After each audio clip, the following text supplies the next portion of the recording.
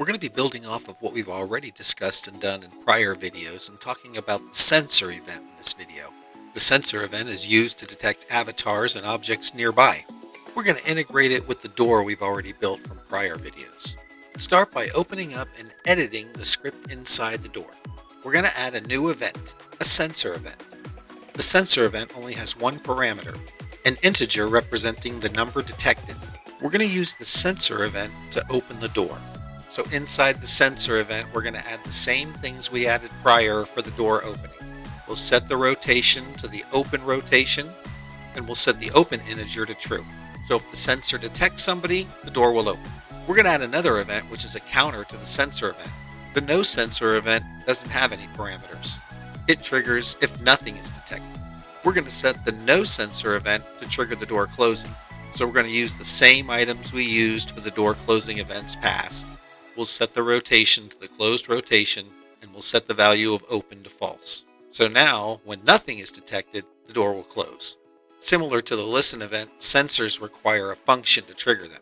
We're using the sensor repeat function in this case so that the sensor repeats every half second. This, like the listen function, sets as a filter for the sensor event. The first parameter is a string representing the name of whatever we're looking for. The next parameter would be a key representing the key of something we're looking for. The next integer is a type. We're using agent in this case. We'll talk more about that in a second. The next parameter is a float representing the radius around the object we're going to search for the item or person. The next value is a float, basically representing the spherical shape around the object with which we're going to detect things. We're using pi in this case, which searches all the way around the object on all sides. And the last value is a float, representing the rate, how often we're going to search for somebody. In this case, every half second. We'll go through all these in just a minute. For now, take a look at how this works in world. When we get close to the door, it opens. When we move away from the door, it closes. The radius we used is 3 meters, so as soon as we're within 3 meters of the door, it opens. As soon as we're 3 meters away from the door, it closes. And we're doing a scan every half second around the entire door. So in this case, the door might even open if somebody walks on a floor above or below it if they're close enough. If we want to include the lock feature we used before in the sensor, we can add that comparative to the sensor event. We'll just wrap it around the existing function and variable change. And we'll do the same for the no sensor event.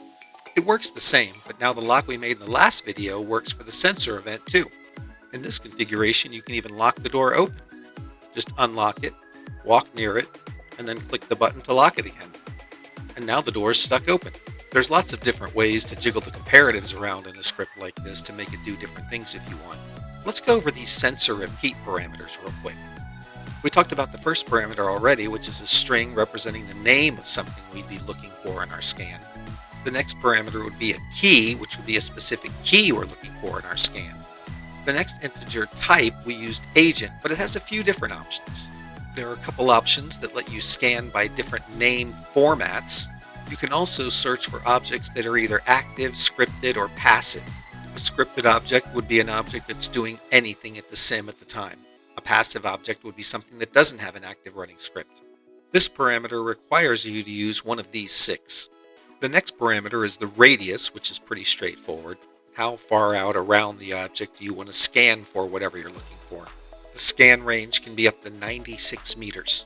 The next angle is the arc, or spherical shape around the object with which you want to detect things.